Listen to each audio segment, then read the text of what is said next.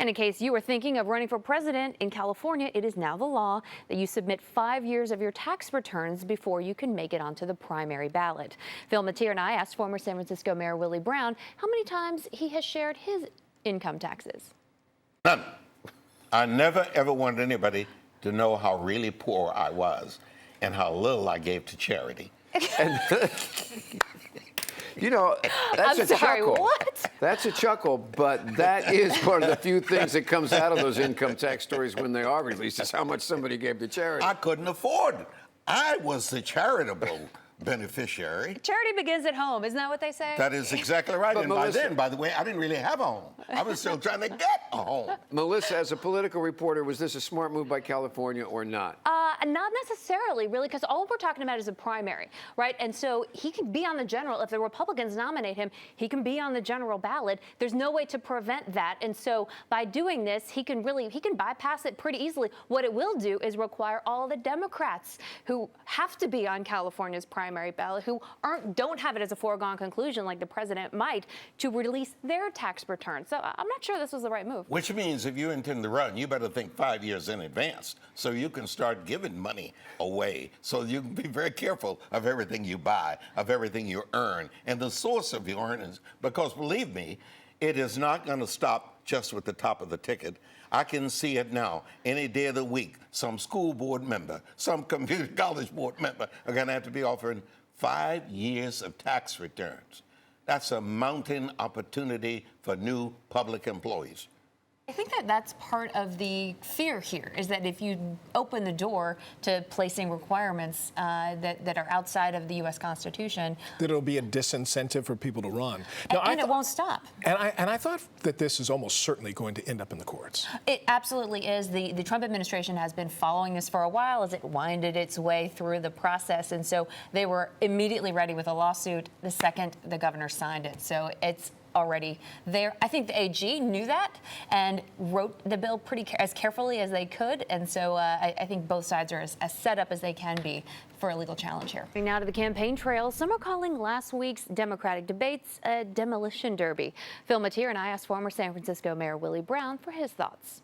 Oh, it was horrible. I mean, it was the worst 5 hours I've spent, watching something that I should have turned the sound off. Did it you would watch have the been whole better. thing? I had to watch the whole thing. If I'm going to criticize it, I got to watch it. And although I can be creative. Okay, what was your number? You're one of the few. What was your number one criticism of this? What did this debate say about the Democratic Party? Too many people on the stage. You cannot have that kind of a production and think you're going to convince any undecided voter, any independent of anything. Honestly, I hope that this is it, right? Everyone up there has now had 2 rounds to get the word out, and if they can't make it to the next debate, they need to drop out of this race. It has to stop. Okay, but let's take a look at the cumulative and the lineup. President Obama, if he'd walked out on that stage, it sounded like he would be under attack. I mean, the shift in the Democratic Party from the Obama years to this is pretty significant. What's going on? That's not true. Healthcare, not true. Foreign immigration. Not true, Phil. You would have seen an exit of 24 people if Obama had shown up. But his policies, it would have been Obama alone. No, his policies, they didn't want anything to do with Obamacare, except for Biden and some of the moderates said build on the Obamacare. The others said it's not working. We got to get rid of it. Immigration, they were calling Biden out for his support of President Obama's deportations. Well, they were clear on the deportation, but they were very careful on the health care. You would have assumed, as they all, the first night and the second night, discussed health care, you would assume there is no health care. Affordable health care was never the issue. Well, It's just... Well, I can say this, too. I mean, in all the discussions about health care, it was still really muddled, and that goes back to the point that there's just too many people on the stage. You still didn't get a clear picture of who was on what side, what their proposals really were. It was just a lot of talk and just a lot of dust being kicked up that didn't provide any clarity. Any winners? Any privacy with either one of them, you will think they're on all sides. I understand that it's a crowded field, a crowded stage, but I think the concern amongst Democrats has to be that everyone comes out of these debates bloodied and muddied.